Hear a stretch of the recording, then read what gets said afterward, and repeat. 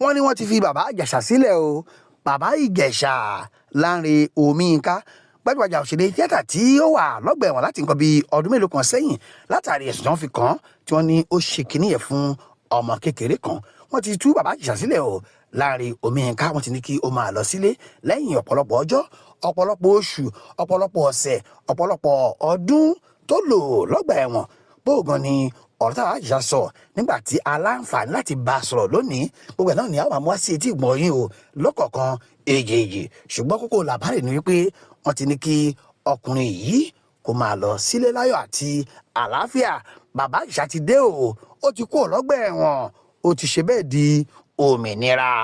Mo pàṣẹ ọfà kì í wọnú àpáta látòní lọ, gbogbo ọfà ogun lára rẹ iná Ọlọ́run kò tì í jáde.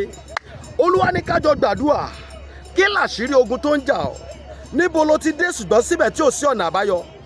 Olúwa ní ká jọ gbàdúrà, kí lógun tó ń dojúkọ? Ṣé lórí ọmọ ni, lórí iṣẹ́ ni, lórí ìwé ìgbélú ni? Ohunkóhun tó wù kó jẹ́ ogun tó ń dojúkọ, Olúwa ní ká jọ gbàdúrà. Ẹ̀rọ ìbánisọ̀rọ̀ tí wàá fi bá mi sọ̀rọ̀ òun náà ni +234 70 25 47 5427 lẹ́ẹ̀kan sí +234 70 25 47 5427. Láti òní lọ wàá rí ọ̀nà àbáyọ. Jésù Olúwa wa, àmín.